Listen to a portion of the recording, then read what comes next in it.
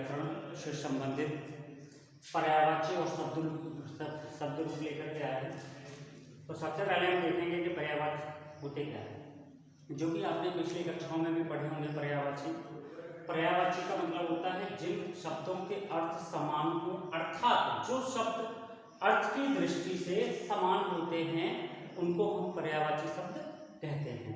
अर्थात ऐसे शब्द जो कि अर्थ के आधार पर समान हो, ठीक, अर्थात जिनके अगर दूसरे अगर नाम भी लें तो उनका अर्थ भी वही निकलना चाहिए, उसे ही हम पर्यायवाची कहते हैं। तो जो शब्द अर्थ की दृष्टि से समान होते हैं उनको हम पर्यायवाची कहते हैं। देखिए जैसे पर्यायवाची में लिखा है अमृत, अमृत का पर्यायवाची सुधा है, अमी है, पीयूष है, घोड़ा है, घोड़े का पर्यायवाची अश्व है, तुरंग, अंधकार है, अंधकार का पर्यायवाची तम है, तिमिर है, और अंधकार का तम तिमिर। यहाँ पे हमने एक और डबल बार अंधकार लिख दिया।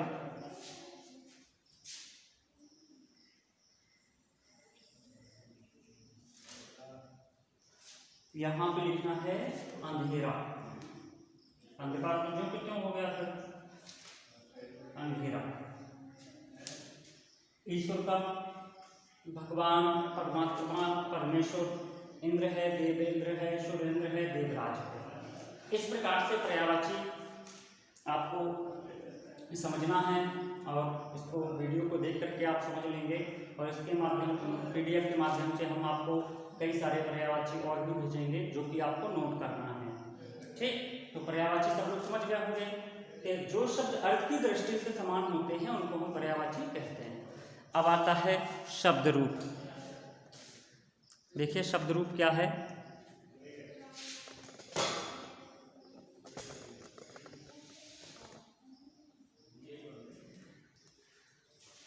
देखिए शब्द रूप,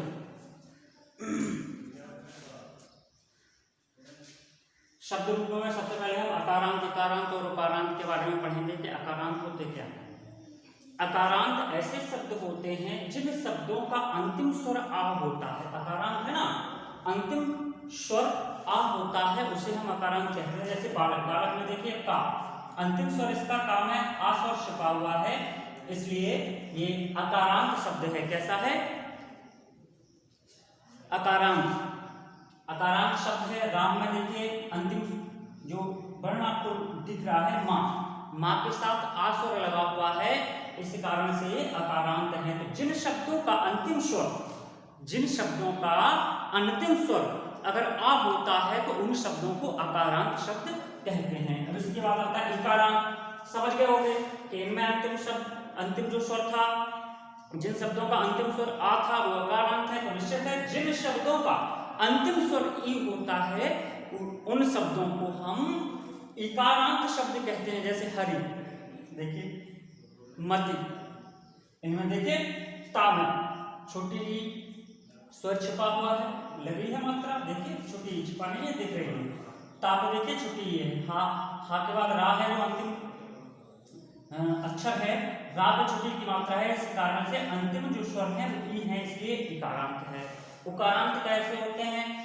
जिन शब्दों का अंतिम स्वर उ होता है, जिन शब्दों का अंतिम स्वर उ होता है उन शब्दों को हम उकारांत शब्द कहते हैं। जैसे शिशु, देखिए अंतिम छोटा उ है, भानु अंतिम छोटा उ है। इस प्रकार से हम अकारांत, इकारांत और उकारांत के बारे में हमने यहाँ पर देख लिया। अब देखेंगे आपके सिलेबस में कौन कौन से शब्द रूप हैं, उनको भी हम देखेंगे। आपके सिलेबस में कक्षा 10 में फलमती, मधु और नदी, फल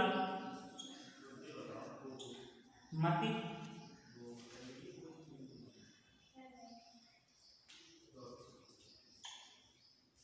मधु और नदी, ये केवल 4 शब्द रूप आप लोगों को पढ़ना है। केवल 4 शब्द रूप हैं जो कि आप लोग पढ़ेंगे। देख लीजिए, दिख नहीं रहा होगा, अब दिख रहा होगा सही। ये 4 शब्द रूप हैं आपकी क्लास में कक्षा 10 में, फल, मति, मधु और नदी। फल, मति, मधु और नदी, इन चारों के शब्द रूप पढ़ना है, जो कि हम अगले वीडियो में आपको भेजेंगे। तो इसमें शब्द रूप में सब लोग पिछले कक्षाओं में भी पढ़े होंगे, आपने राम के पढ़े होंगे, बालक के पढ़े होंगे, ठीक। उसमें विभक्ति आती है, एक वचन, द्विवचन और बहुवचन के रूप में हमें लिखने होते हैं, तो अगले वीडियो में देखेंगे। तो ये समझते होंगे सब लोग पर्यायवाची क्या है, शब्द रूप क्या है। तो पर्यायवाची समान अर्थ होता है, जिन शब्दों का जो शब्द समान अर्थ प्रकट करते हैं उनको हम पर्यायवाची कहते हैं। जबकि जो शब्द रूप है उसमें हमने आपको अकारांत, इकारांत और उकारांत के बारे में भी बताया। अब शब्द रूप हम आगे पढ़ेंगे, ठीक।